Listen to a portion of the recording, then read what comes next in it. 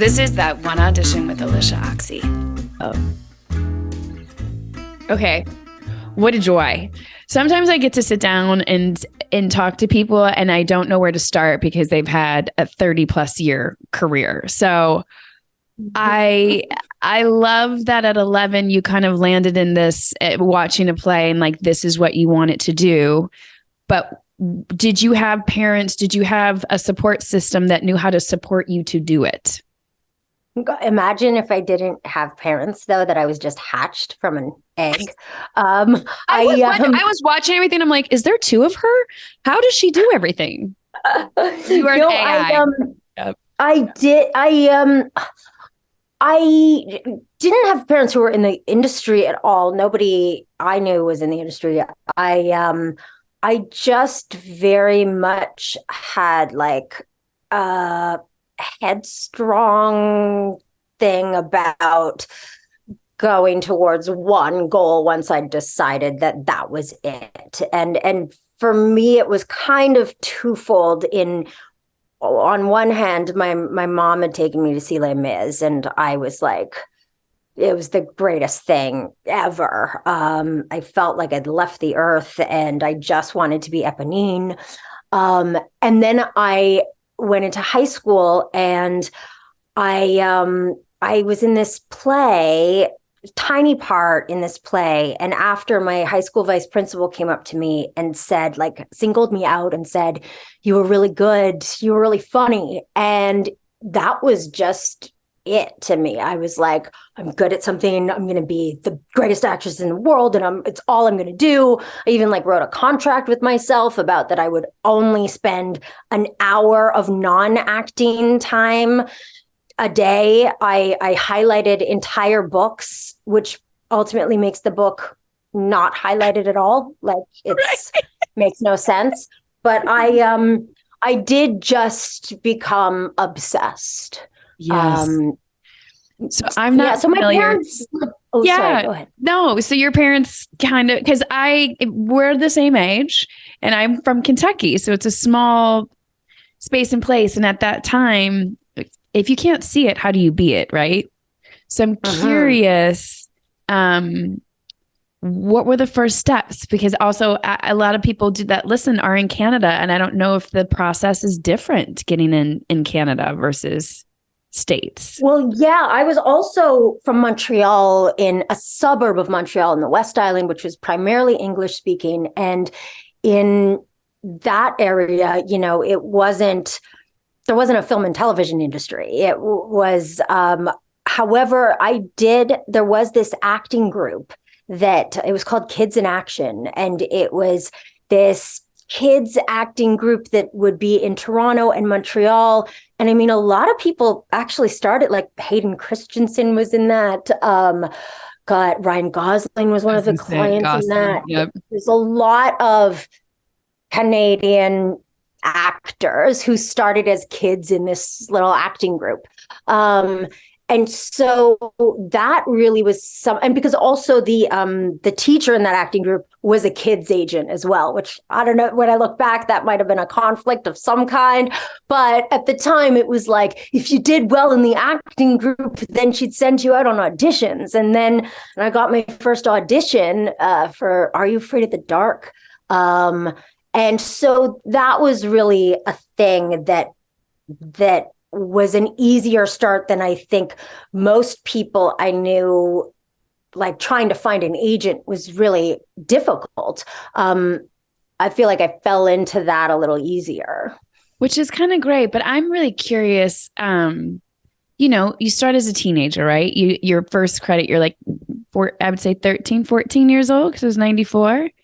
And I'm really curious how you were able to handle auditions from that point and then carry that into your adulthood. Like, what did you kind of learn on the job, or how were you able to infuse this power, this, what you wanted to do and sustain it? Because a lot of people, you hear about the Ryan Goslings and then the other people kind of drop, right? Yeah. It's so interesting. I was listening to your podcast with Karen Gillan. Is that how you Karen Gillan. Yeah. And I thought it was so resonated so much with me how she said she was so fearless when she was younger and then became fearful. And that was a similar thing to me, that when I was younger, I was, first of all, so excited to get an audition. Like, that was to get an audition. And I keep having to remind myself of that now when an audition comes in my email and I'm like dreading it.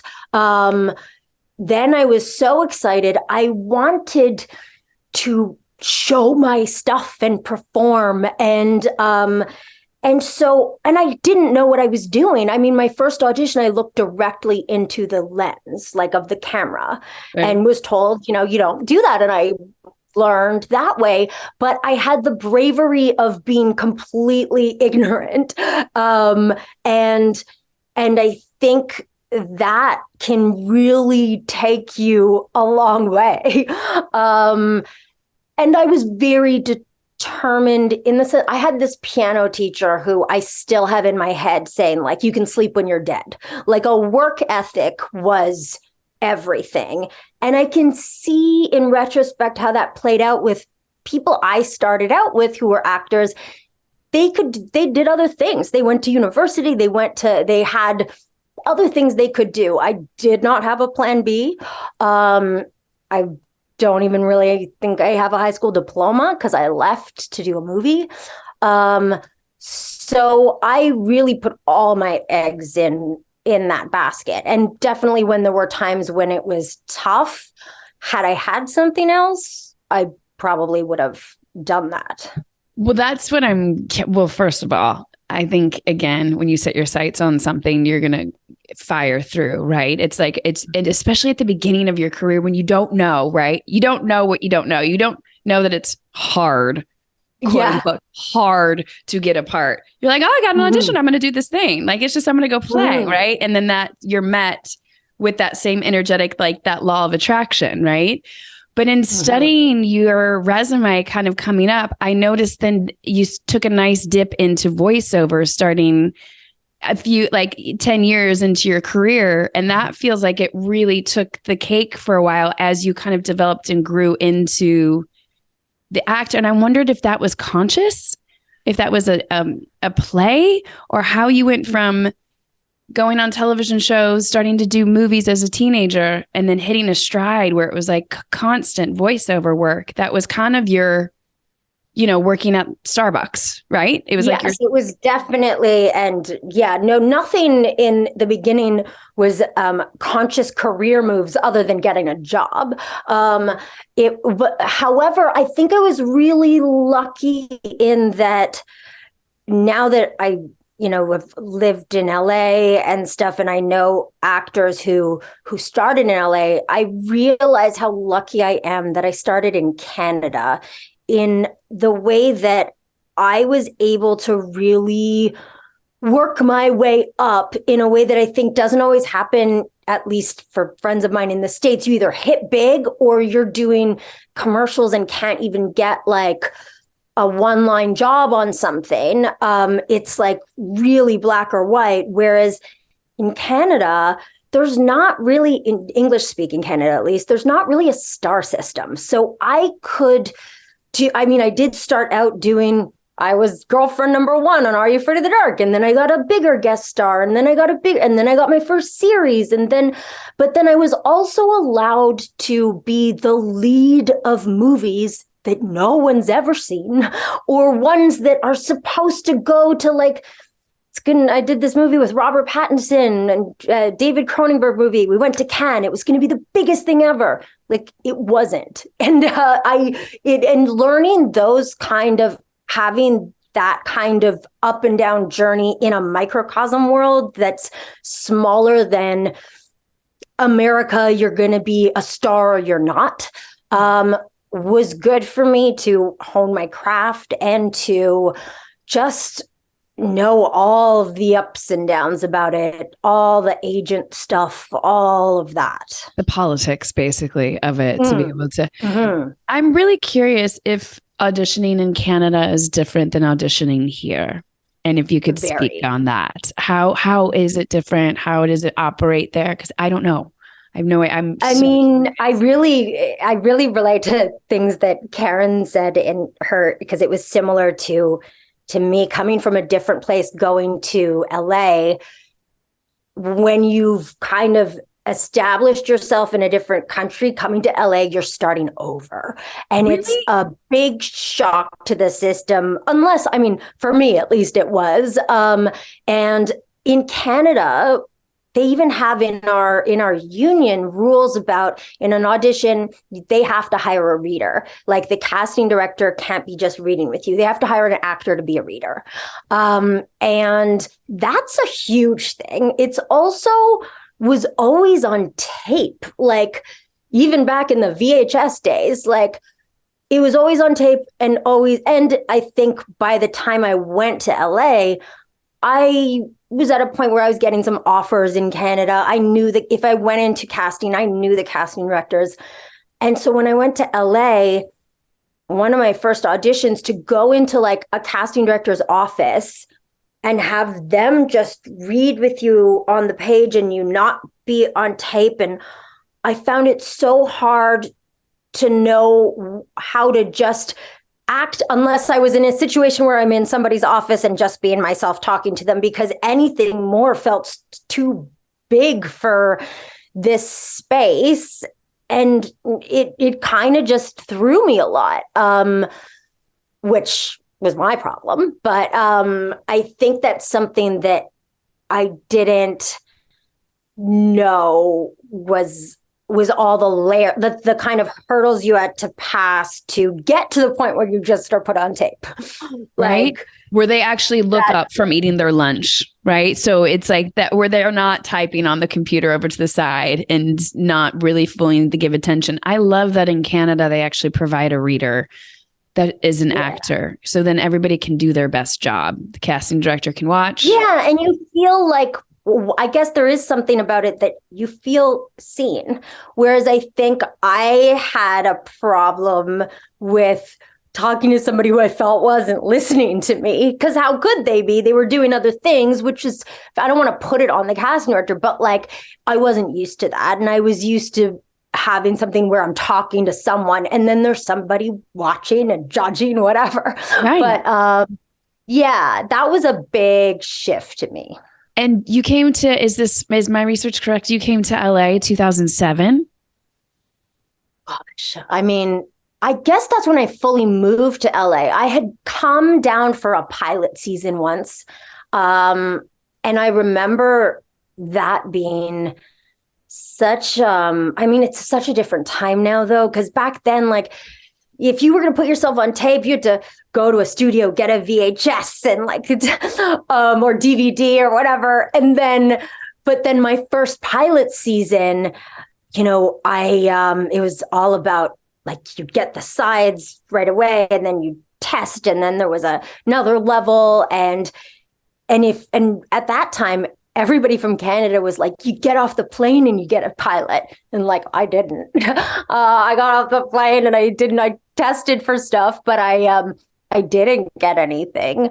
Now I think it was the way my career has gone has been the best it could have been for me. Like, had I been working with Leonardo DiCaprio like I wanted to at 16, probably wouldn't have ended up good for me. Well, I love that there's a ladder system, right? So I feel like there's a journey to creativity. I say this in here all the time. There's no wrong or right way in creativity. There's your way, but it is a journey. And so many people want to say they hit this overnight success. And then I sit and you talk to people and it is a 20-year journey before you're popping. Like, even if we go off the statistics of the first thing you book, 94, 95, 94. And then if you made your proper move to LA fully 2007, that is 23 years of experience before we're really like, ooh, Emily. Oh, wow. Or feeling like you have the footing to do it. And I love that you're being so honest about like, you had the footing to do it in Canada. And then you come here and you're like, wait, hi. No, but you're not looking up. You don't. Yeah. How do I know? And you kind of have to start a whole new chapter of a learning skill. Even just auditioning, because you're on set to set to set. So I'm kind of curious when I say like that one audition, What is that one audition for you? Well, and I do love that this is the title of your show, because auditioning has been such a not easy thing for me. Like, even my Canadian agent will tell me how, they used to call saying you'd run out of the room and they were trying to catch you, and stuff. Like, I never felt, I always felt fine on set once I got the job, but like there was definitely a shift from when I was really young and like loved the idea of getting an audition to something where it was a test and a judgment that I was, I don't know, scared about. But that one audition that definitely changed my life was Schitt's Creek. And it weirdly came at a time when I had just been dropped by my US agent because I literally was breaking out into hives if I went into an audition. So I was like, I can't go in anymore. I will put myself on tape. And rightly so. He was like, well, we can't work that way, which is fair. But my Canadian agent, I was her first client, she's stuck with me. The audition for Schitt's Creek came in and I was like, I'll put myself on tape. And she's like, no, go in. They're Canadian. It's John Comerford who gave me one of my first parts. And she's like, they're nice. And I remember, I was kind of in a bad place there. I'd just gotten divorced. I had no furniture in my place, no money. And I remember Scott Speedman came over because we'd just done a movie together. He came over and ran this audition with me so much. And it wasn't much like lines or anything. I was just so nervous. And he did it with me a bunch. And then I went in, and Dan from Schitt's Creek loves to tell my audition story at when we do these like live things, because he remembers it differently than I do. I haven't, because I don't want to hear people tell the stories that I'm getting ready to hear. So I would love to hear both. But before we even get to that, because I would be remiss not to ask this, because people's bodies get nervous and get hives and stuff. Even before you went in, how are you able to calibrate your body? Because people go through grief, breakups, baby sick, die. We have to be so open to give of ourselves of service to do this job. Yet we have a full life lived over here that sometimes our nervous system, our bodies, they won't lie about where we're emotionally sitting. How are you able to tackle that moment? I love that you took the power and were like, I'm just going to tape right now. But how? Well, I went in. For that. I was. I did a lot of things. I got hypnotized. Because all the things kind of worked a little bit, but not really.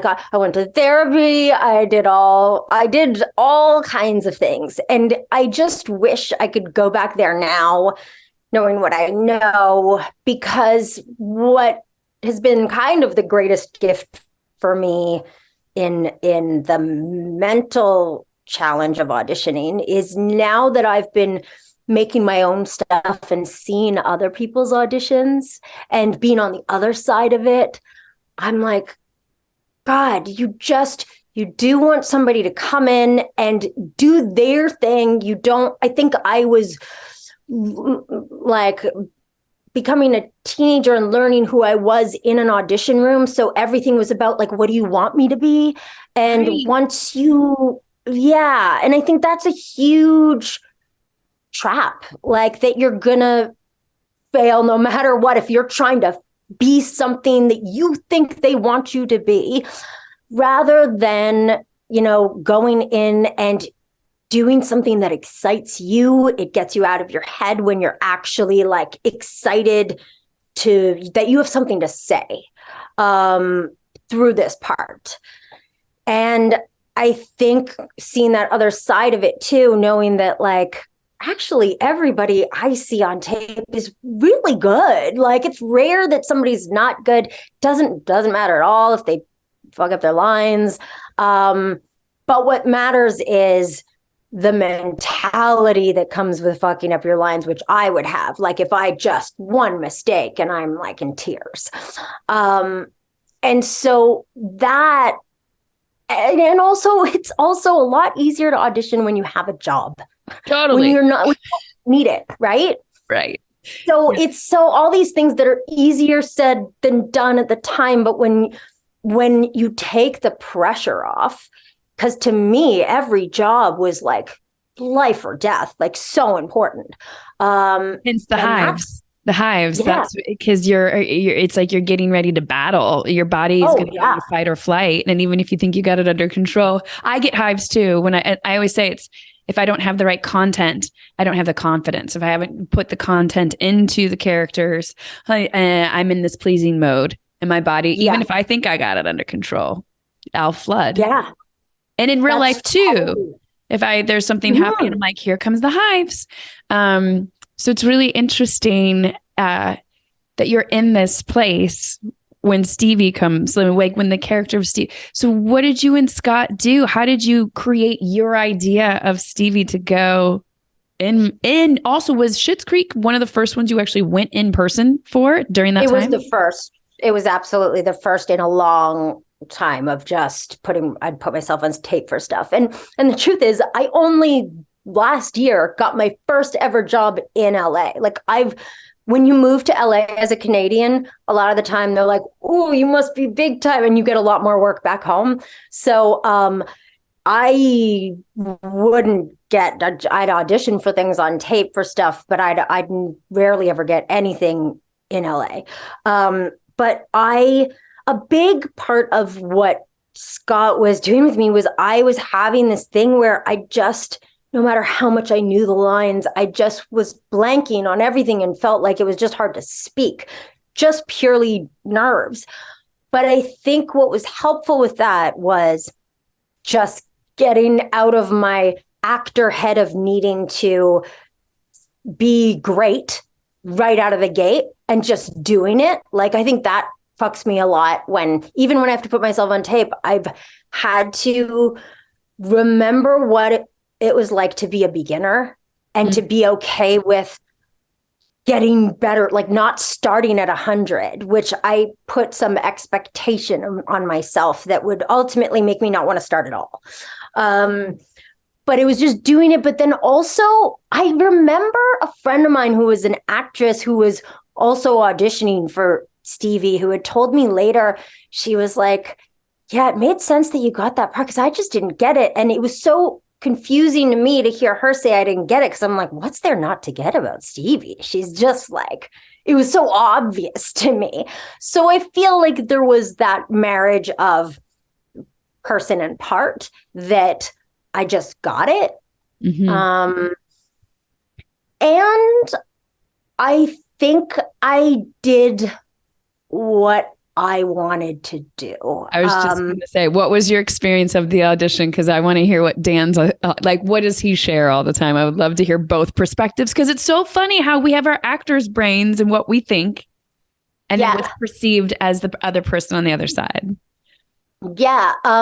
Well, I remember just like doing it and thinking, doing it the first time and thinking I was terrible or whatever. But I remember I had a real imaginative world of what that motel was like. And I do remember mime rotary dialing on a phone or something, which was it wasn't in the script. It was just like she calls somebody, but I like took a really long time rotary dialing, which I thought was funny. But I honestly kind of like had this complete blacked out, didn't remember that audition. And then it was like season 5 and the casting director was on set and he was like, oh, I remember your audition where you lifted up your shirt. And I was like, whoa, wait a second. I did not what are you talking about? And what he meant was that I hid in my shirt. I went like this. I hid in my shirt. But Dan says that I finished my audition, I hid in my shirt, and I was like, that was so bad. I'm sorry. And then he says I went and I sat down next to him on the couch, which I don't think I would ever do. But I was really like I was so out of touch with just going in that room. It was very scary to me. And he says, he was like, yeah, most people, he says to people during our show, he's like, don't do that. Like in an audition, most people think you're weird. For some reason, I found her charming, but most people won't. So he was like, that's his advice to actors is my audition won't actually work. But I love that you had this whole crisis moment. And I wonder, have you ever asked Dan, obviously your talent speaks for itself. So when I ask this, I don't mean, but was it more you as Emily having the experience after the audition that got you the job of Stevie, or was it what he saw and then coupled with your just self-deprecating moment of doubt? I actually, what's so weird is that when we ended the show, we all got together and hung out, and Dan showed us all our auditions, which was, I think you can see them now, but it was amazing to see Annie come in and what she made Alexis to be right when she came in, and Jen for Jocelyn and Noah. And seeing my audition so far removed from it, I was like, yeah, I would have cast me too. All of us, we were all like the right person for the part. And we all did really come in with what you see. Yeah. And then I think over the years, Dan definitely, I know he definitely wrote to all of us. There's stuff in there that's like from our lives. But no, I think I was way better than I would have ever given myself. But I think I was also in a place where I was so scared to even be confident in saying I was good, because my nightmare was me thinking I was good and somebody else thinking I wasn't. Like that I your just meter's didn't off. have, You weren't calibrated to the truth. Yeah. But then because I needed someone else to tell me. Whereas now I don't need someone to tell me what, like I have my own kind of gauge, and so it's a calibration that needs to happen. Well, and I think that we kind of all go through it at different points in our careers. Some maybe at the beginning. I always find it fascinating when people come into it in the middle of their career, where they're working, especially coming from teenager. You're working, we all have identity crises in our teenage years, and then we shift and we change, and then life happens, and then how do we recalibrate and know where we stand in this in a career that could go away in a second, and it's so subjective. I'm curious if 12 Monkeys, because it's the same year, was that before Schitt's Creek or after? Because you're taking on like the rendition of Brad Pitt. So I want to know how you approach that audition. And then I'm so curious to pop to the other side of you being now in the creative, in the writing world. Actually 12 Monkeys was totally thanks to my agent, my Canadian agent, was that I was able to do that because I'd gotten Schitt's Creek, but because at the time, Schitt's was just a Canadian show. It would only be in Canada. There was no Netflix and stuff. And my part, as far as I knew, was saying a sarcastic comment and giving the roses towels. I was into doing it because A, I wanted a job, B, I wanted to work with these people, but it didn't seem like this would be, she was like, I don't want you to be stuck on a show just doing this for 7 years. So she put it in my contract that if I got an American show that didn't conflict, I could do it, which is rare. Like, you're not allowed to really do two shows. And then I was shooting Schitt's, and I got the audition for 12 Monkeys. And I was in Canada. So I went into Tina Jarusi, who was a casting director that I've auditioned for since I was a kid, and went in and auditioned for that. And it was kind of the most amazing experience those years when, I mean, it didn't conflict. I would do Schitts and then I would do 12 Monkeys. But in the last season, 12 Monkeys decided to go again. So I was shooting Schitts during the day and 12 Monkeys at night.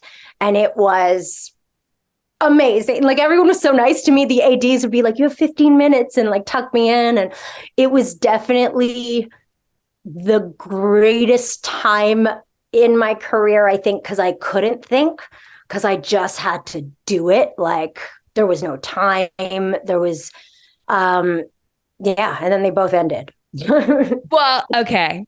So I love, it's like Michael Jordan. If you're practicing those free throws and then you're in the championship game and you're going between two shows and you don't have time to think, you're relying completely on instincts and the muscle memory that you've developed for 25 years. Of course, you're going to be outstanding. Mm-hmm. And then we've got 6 supporting, best supporting, you won 6 years in a row. You are on top of a mountaintop from that little girl who's sitting in a theater wanting to do this, right? I'm really curious what happens when it all stops and you have to go back into, do you go back into auditioning right away, or are you into offer land? How do you, because I like to talk a lot about mental health here as well, because I think a big part of what we do is the mental health of it through the peaks and valleys and riding in the wave and then sitting and waiting for your next wave. Like, okay. Yeah. And it is really something that, like, before Schitts and 12 Monkeys, I was used to doing kind of more indie movies. And so I'd be used to, going for this movie and then it was done. And there was always this kind of like postpartum depression of doing this thing and then having nothing and not having. What was nice about a series was you could stop and have something to look forward to, knowing you could have a job. But most people who, know the success of Schitts don't know that it wasn't a success until it was over. So we didn't have jobs. I remember when we were doing our last season and me and Annie would be like, oh, now the offers are going to come rolling in. And I'm like, you got anything? And she's like, no. She's like, you got anything? And I like send her a tumbleweed emoji. Like, there wasn't that. But then it did slowly start, like, once it, started to become more popular, it was a very different experience of casting directors. I know we'll include Annie in this because we both kind of went through a similar thing of, like, casting directors who wouldn't see us before wanted to just see us for a general and then, like, take a picture. Stop. Stuff like it was just this weird thing of being someone no one really was interested in to see for an audition to a different thing, which again I get. Like, they don't know you and then they do know you, and then but it did also, so I did get more offers and stuff, but I've always I guess I've always worked a lot in stuff that came from Canada, and so this was the first time or people I've worked with, they'll offer me things again, and this was the first time, like, I think one of my first offers was a series, Chapelwaite, that is set in the 1850s with Adrian Brody. I'm like, yeah, so different, night and day. That's why I was wondering if you auditioned for it, if it was offered, because I'm looking at your resume and I'm like, wow, she's made some damn good choices. Holy cow. So you can't typecast her. But I think I've been really lucky in that way. Also, because Jennifer on 12 Monkeys, I got to do so much because she just got to play every time period and do also.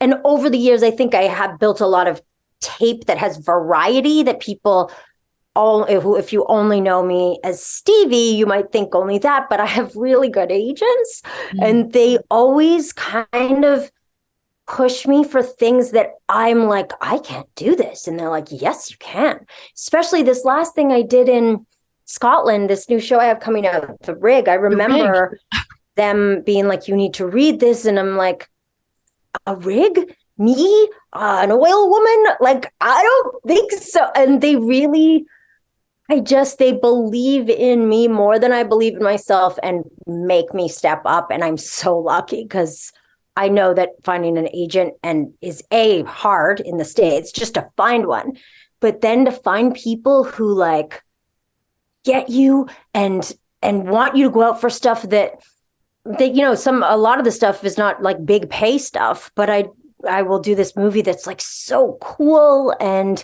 so I feel really lucky in that way. I love that you have that support system. I think that's what everybody's kind of gearing and looking for, right? Constantly. Is it the same agent you've been with in Canada since the beginning?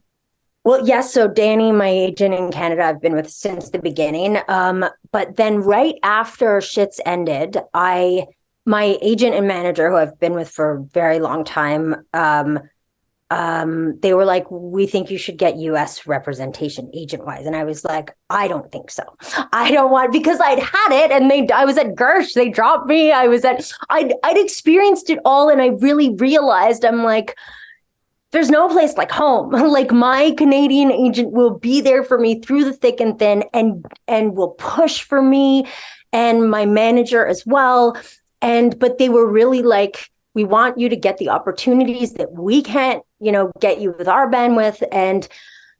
And so I said, I only want to meet with people who are interested. I don't want to go sell myself to people. It's just, I don't have enough self-esteem for that right now.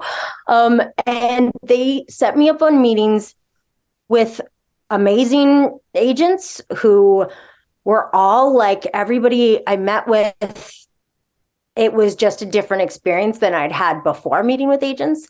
But when I met at Paradigm, there were 5 agents there, and I'm like, this is crazy. I don't even want one.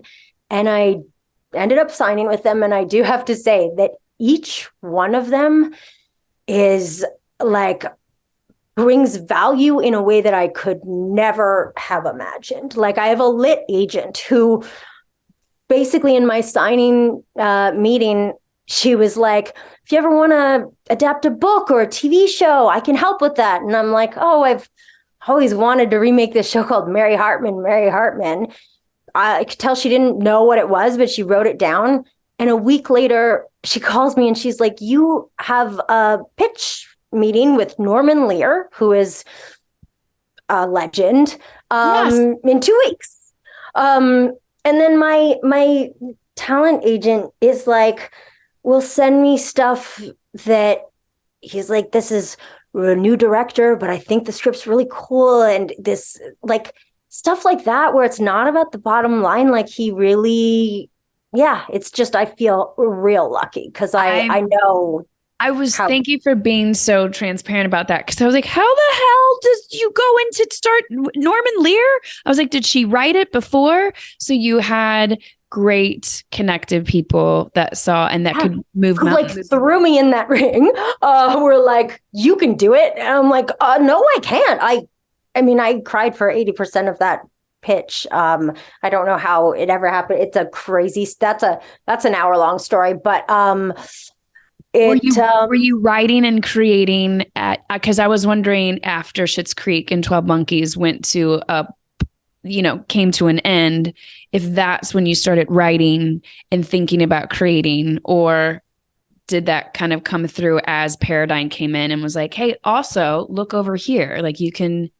That had come in with watching Dan on Schitt. Like we became good friends, and watching Dan create this world where his hands were in everything from like wardrobe and the look of the show. And I'm so like that. Like even, I think I was raised as an actor in a very fortunate way that I was in a relationship with a director for a long time who when I was starting, would let me decide on my wardrobe and come up with, and I'd read the script first and give ideas. And so I had much more say and stuff than I even knew other actors. Like when I started working with other people, I think they were a little like, you don't get to choose your wardrobe. And I'm like, well, that's crazy. Like,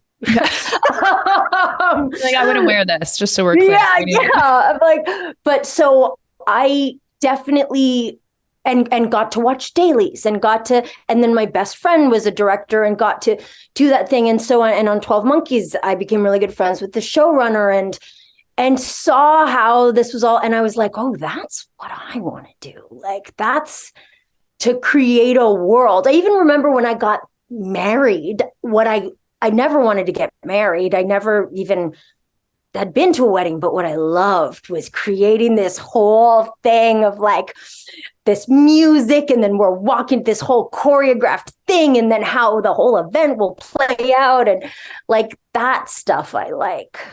I'm so glad you've gotten the opportunity then to have people in your corner allow you to do that, because we need more people that have your inventive way of looking at things developing great content. So talking about process, and I know it's different for every audition, but I'm so curious how you approach either an audition or a character when it's first given to you in the first 72 hours, like not necessarily reading the script, but you've been doing this a long time. So I know your toolbox has got to be very diverse. And I'm curious, what kind of tools do you normally pull on to start giving your opinion of the world, the person, the thing? Mm-hmm.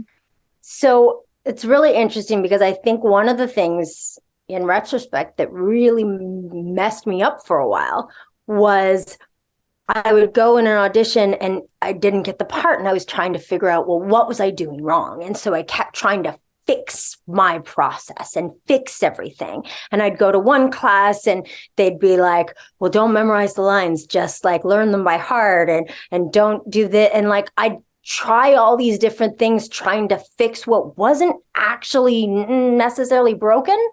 I think what then became broken was my confidence.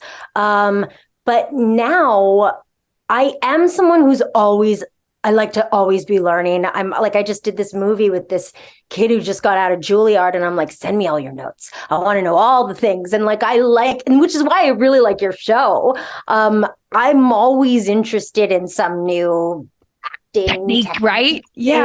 Right. What someone else is doing. Yeah. Mm-hmm. Yeah. And watching other people. And so what I have found is that I'm now okay with my process being different for each thing, which before I think a lot of it was I needed to do maybe even busy work to believe that I had highlighted my lines in this way and done these notes and made these objectives. And, but in terms of if I just get an audition, the first thing, as much as I want to read those sides, it's like I have to stop myself and just read the script first and absorb that in a way that, to me, that first read is really important. That's when you'll never get that again. You'll never get that first read again.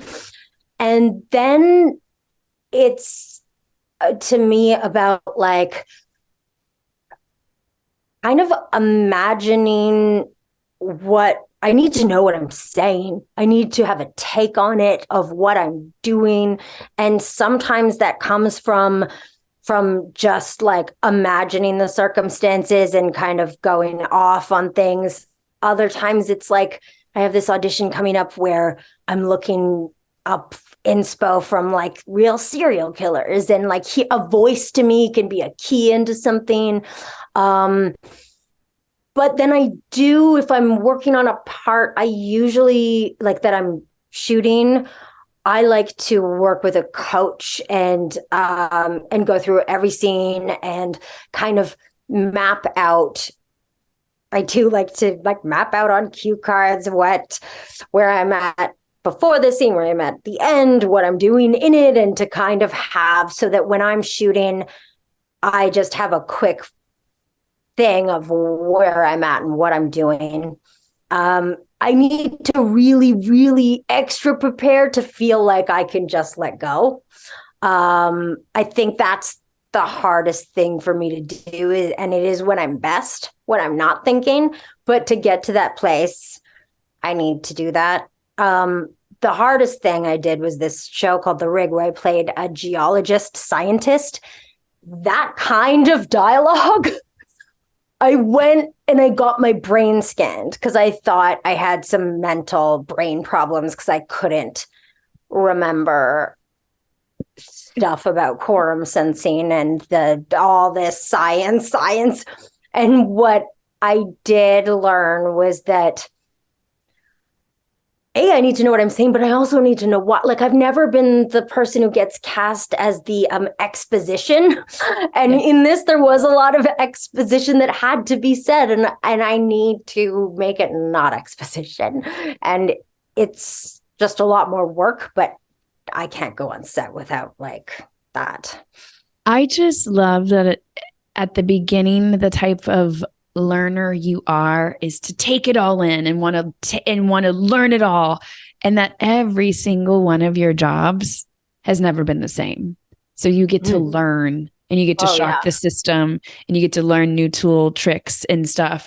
I'm so excited to watch more of The Rig, because I was also wondering, being the only basically female on set too, you're in a very interesting, isolating experience, even isolating from the words, even isolating from the world, and to be able to really show up and use your instrument to the best of your ability takes a very interesting skill set to do day in and day out. I think I was really helped a lot by our director, John Strickland, who everybody there was from the UK. I was American, Canadian, whatever. And he kept telling me to do less. And that's always, it's so funny that I'm known for Stevie, where she's really still and really doesn't move a lot. But like, I'm so not like that. I'm much more like Jennifer. And so it takes a lot for me to just be less. And there's nothing I want more than to be less. But I just found it so hard because I didn't feel like I was qualified to play this part of where the description of her is like, she's the smartest person in the room. She's all these things. And I was telling John, I'm like, I don't even know what to do with my arms. I feel like I'm acting, which is the most disgusting feeling in the world to me. If I feel like I'm acting, and I'm like, it's like I'm overcompensating and trying to be the boss and stuff. And he's like, that's what Rose is doing. Like, that's my character. And I thought I was just being nice, and I didn't fully get it until I watched it. And I was like, oh, she is trying to be. And like, the journey she goes on is all the greater because of that insecurity that she's overcompensating for. That was totally my own insecurity. But that is something that has helped me a lot, is whenever I am feeling something of my own that I think is wrong for the part, lean in, embrace it. That's what your character is going through right then in that moment. If you're nervous, she's nervous. Like, trying to fight that is impossible. Well, and that's the authenticity that we're attracted to, right? That's the realness that then we lean in, because you're not, you resist, persist. So if you lean into that feeling of what you're having, then that's the unique take, where you're having a day that you're having, I'm having a day that I'm having, and we infuse it into then we want to, we can have the mirror neurons to feel that, to connect to that, right? Oh, I love mirror neurons. I'm obsessed with that TED Talk. Yes. Yes. Before I have you go, because you had there's so much, I need you to come back. There's so much to talk about, because you've had such an arc and such a journey that's still going. now you touched on it a second ago, but now creating and writing and being on the side where people are coming in and now auditioning or presenting themselves to you, what are your favorite parts of that? Or what are you gleaming from watching other actors do this that would be beneficial to hear? Well, it has made me a lot more sensitive to the writer, because I remember on 12 Monkeys when we would all sit around, in our read through, and I don't think we realized it then, but some people would like make jokes about the writing and stuff. And like now I think back and I'm like, if someone was gonna like shit all over mine, right? That's horrible. So that it's made me really respect that process a lot more. In a way that's been both good and bad, because sometimes I've been now too obsessed with getting the words right, where I think you do just want somebody to be real and bring themselves to it. And it has also just made me realize how hard it is to get anything made. Like I used to think, I didn't even know that Schitt's Creek, Dan and Eugene, it took them almost 10 years. They went out and tried to pitch it to everybody in the US. Nobody wanted it. Like with Eugene and Catherine, no one was interested because everybody wanted Breaking Bad or like the next edgy kind of The Wire. And then when I was going out my first time pitching Mary, everybody wanted the next Schitt's Creek. And I'm like, the next big thing is not going to be like this thing. And you realize it really is about your unique thing that you have to say. People are probably not going to want it until like everybody it's just like, yeah. It goes back to the same theory of the experience you had leaving Schitt's Creek as an artist, as an actor, not getting into rooms. And then Schitt's Creek comes out. And then everybody's like, oh my gosh. I was the same actor as before and after. Exactly. And it's the same Schitt's Creek, same project when it was getting pitched around and pitched around and pitched around. Yeah. And then you get somebody that just says yes. So to me, I think it's the persistence of your vision.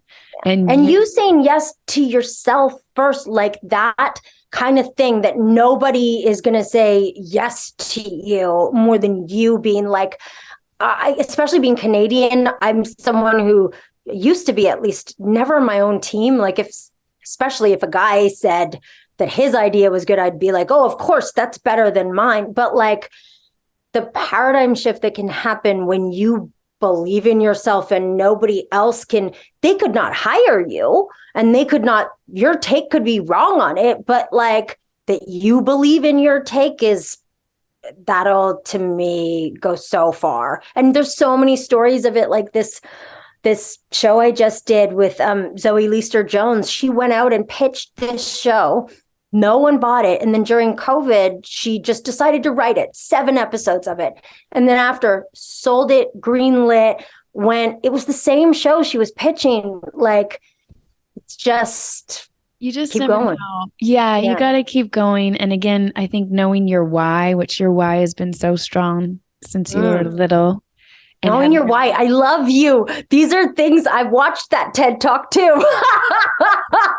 Right? It's because we need to have that touch point where you're like, why am I doing this? Because everybody's saying no. And if you don't believe, you've got to be the number one. But we constantly it's that cycle of what we say is rejection, which I've been it's selection. It's just selection. Ooh. It's not rejection. It's not, you just get selected for it or you don't. They're selecting that project or they're not. Because we constantly get in I'm not getting picked. I suck. I'm getting rejected. And then our confidence wavers and you don't know when that Schitt's Creek audition is going to come. Yeah. And if I think of the things that I auditioned for before Schitt's Creek that I was hoping to get that I didn't, thank God I didn't get them because I couldn't have done Schitts then. And I did learn this lesson when I was looking for a house. This changed my actor life. I don't know if you've ever looked for a house in LA, but it's really hard to get one. Everybody comes in all cash and like I put an offer on like 10 places that I'd already bought things for. I was like imagining myself in there. didn't get them. Then when I got my place, I was like, thank God I didn't get those places, because that wasn't like, this was the house. And so it really is, the more experience you have of being able to look back and see the things you didn't get, it was good that you didn't get them. Like, I can really see that in my career.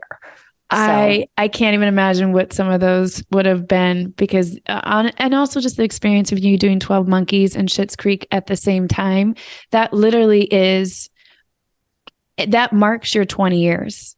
Like Bill Asper, all these great acting teachers, they all say it's 20 years to make a really good actor. You hit 20 years and were given opportunities to really shine and utilize your vehicle to spin and continue to do more. So what a journey. I can't wait to watch more.